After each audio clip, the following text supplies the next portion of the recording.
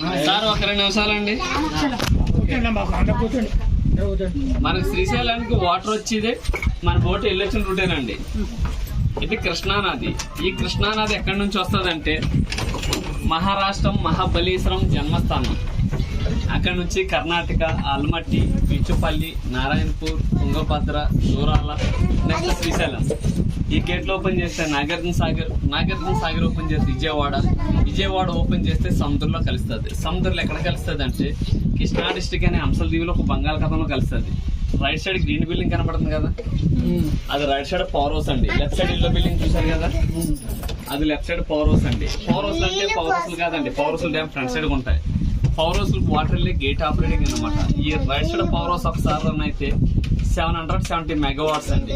ఈ left side వచ్చి 900 అండి. ఇంతకుముందు పవర్ ప్లాంట్లు బ్లాస్ట్ అయినాయి కదా, ఈ లెఫ్ట్ సైడ్ దేనండి. నీటి మట్టం జాలి కనబడుతుంది, ఆ జాలి నుంచే పవర్ హౌస్ వాటర్ వెళ్తుందంట. పవర్ హౌస్ వెళ్ళడం అంటే చిన్న ఓలు కాదండి. ఈ బోట్లో 2 పాస్ అయితే పెద్ద ఓలు ఉంటుంది. దాదాపు 300 అడుగుల నుంచి ఉంటుంది పొలం మార్గాలు. మనకి ఇదేనండి డ్యామ్. ఈ డ్యామ్ ఒరిజినల్ నేమ్ వచ్చి నీలం సంజీవ్ రెడ్డి సాగర్. శ్రీశైలంలో ఉంది కాబట్టి శ్రీశైలం డ్యామ్ అంటాం, లేదంటే శ్రీశైలం ప్రాజెక్ట్ అంటాం. ఈ 2 పేర్లే తెలుసుకున్నది. ఇది 1963లో నెహ్రూ గారు శంకుస్థాపన చేస్తే 83 నాటి కంప్లీట్ అయిందండి. 20 సంవత్సరాలు పట్టింది. ఈ డ్యామ్ కట్టేటప్పుడు నీలం సంజీవ్ రెడ్డి గారు మన సీఎం గా రాష్ట్రపతిగా చేశారు. ఆయన ఈ డ్యామ్ కట్టేటప్పుడు ఎంతో కృషి చేశారు కాబట్టి ఆయన చనిపోయిన తర్వాత ఆయన పేరు పెట్టారు. ఆయన ఎక్కడ కాదండి, అనంతపురం డిస్టిక్ ఎల్లూరు గ్రామం.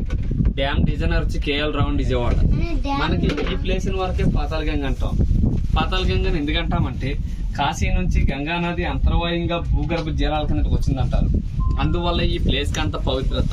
నది వచ్చి కృష్ణానది, ఫారెస్ట్ వచ్చి నల్లమల ఫారెస్ట్. డ్యామ్ స్టోరేజ్ వచ్చి 885 ఫీట్స్ అండ్ చెట్లు మొదల వరకు. ఇప్పుడు నార్మల్ స్టోరేజ్ చూసుకుంటే 810 ఫీట్ ఉందండి. ఇదే పాతాళగంగలో చంద్రగుప్తుడు అనే మహారాజు తన కూతురు శాప వల్ల పచ్చల బండి అయి ఉన్నాడు. అందువల్ల చూడటానికి వాటర్ అంతా పచ్చ కలర్ లో ఉంటది. ఇదే వాటర్ చేతిలో తీసుకున్న వాటర్ బాటిల్ పట్టుకున్న ఫ్లోర్ వైట్ గా ఉంటది. ఈ డ్యామ్ లో ఉన్నంత సేపే పచ్చదనం. ఇదే డ్యామ్ దగ్గర బయటకు వెళ్ళిపోతే ఫ్లోర్ వైట్ గానే ఉంటది. మీరు నాగార్జున సాగర్ విజయవాడ చూసే ఉంటారు. మీరు స్వామివారు దర్శనానికి వెళ్ళేటప్పుడు మండపంలో పెద్ద నందుడు చూసారు కదా, అదే సేమ్ నంది పాతాళగంగలో ఉంది. గుళ్ళో ఉన్నదాన్ని శనగల బస్వం అని అంటాం, ఈ పాతాళగంగలో ఉన్నదాన్ని ఓబి బస్వం అని అంటాం. ఈ పాతాళగంగలో స్నానం చేసిన, తలపై నీళ్లు జరుపుకున్నా చేసిన పాపాలు పోతాయని చరిత్రలు ఉన్నాయి. ఆ ఇష్యూ మనందరూ తెలుసున్నది. మనం శ్రీశైలం వస్తాం, ఎన్నో వందల వేల ఖర్చు పెట్టుకుని శ్రీశైలం వస్తాం. స్వామివారి దర్శనం చేసుకుంటాం, లడ్డు ప్రసాదాలు, స్నానాలు, వీలుగా ఉంటే ఇట్లా బోటింగ్ చేసుకుంటాం, వెళ్ళిపోతుంటాం. మనం శ్రీశైలం వచ్చినందుకు ఎంత ఖర్చు పెట్టుకుని వచ్చినా అందువేలో సాక్షి గణపతి గుడి ఒకటి ఉంది. కంపల్సరీ శ్రీశైలం వచ్చేటప్పుడు కానీ వెళ్ళేటప్పుడు కానీ మన గోత్రనామా చెప్పుకుండా స్వామివారిని దర్శించుకోవాలంటండి. ఎందుకంటారేమో కైలాసంలో తన తండ్రి ఎదురుగుండా శివుడి ఎదురుగుండా సాక్ష్యం పలుకుతాడనమాట.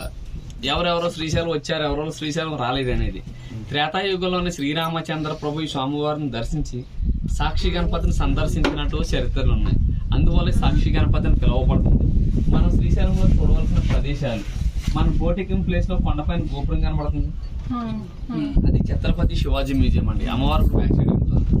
ఛత్రపతి శివాజీ గారు శత్రురాజ్యం యుద్ధాల్లో తన బలం సరిపోక ఆయన ఇక్కడికి వచ్చి కొంతకాలం తపస్సు చేస్తే శ్రీ భ్రమరాంబాదేవి చంద్రాసనం కడిగి వచ్చిందట. ఆ కడిగి వచ్చిన తర్వాత విజయం సాధించుకుని తన రాజ్యాన్ని నిలబెట్టుకుంది ఇక్కడికి వచ్చి కొంతకాలం నివసించారు. ఆయన గుర్తుగా మ్యూజియం కట్టించారట. దాంట్లో శివాజీ చరిత్ర అంతా ఉంటుంది. కడిగి వచ్చింది కూడా ఇక్కడ కాదండి, కర్ణాటక బీజాపూర్. మన గుడి ప్రహారీ కట్టింది కూడా ఛత్రపతి శివాజీ గారేనండి. దాని కిలోమీటర్ దూరంలో యామారెడ్డి మల్ల ఆశ్రమం ఉంటుంది. చెక్ పోస్ట్ దాటిన తర్వాత సాక్షి గణపతి, పాలధార పంచదార, అటికేశ్వరం, శిఖరేశ్వరం. ఇక్కడ నుంచి 22 కిలోమీటర్ల లాంగ్ జర్నీ చూసుకుంటే ఇష్టకామేశ్వర టెంపుల్ విన్నారు కదండి, ఓన్లీ జీపులు మాత్రమే నడుస్తాయండి. వేరే వెహికల్ ఒకరు మనిషికి వచ్చి 1000 రూపాయలు తీసుకుంటారు. శిఖరం కానించి 2 కిలోమీటర్ల ముందు సైడ్కి వెళ్తే లెఫ్ట్ లో ఉంటుంది దారి.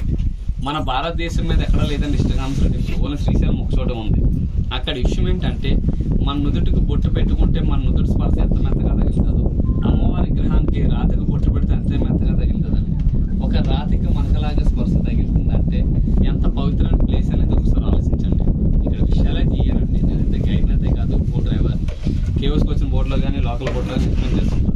కేవ్స్ అంటే ఎంత కష్టంగా ఉందో మీరు చూసారు. మా సర్వీస్ మీకు నచ్చితే మీరు సంతోషంగా ఏమైనా ట్రిప్ ఇస్తే తీసుకుంటాం. మా అయితే గవర్నమెంట్ జాబ్లు అయితే కాదండి, ఏజెన్సీ జాబ్లు తెలిసిన ఉద్యోగాలు. మీరు ఎంతో దూరం నుంచి వచ్చారు కాబట్టి శ్రీ భ్రమరాంబ మల్లికార్జున సమాధిని మీరు లేకుండా మనస్ఫూర్తిగా కోరుకుంటాం. మా సర్వీస్ మీకు నచ్చితే మీరు సంతోషంగా ట్రిప్ ఇస్తే తీసుకుంటాం. Okay sir, thank you.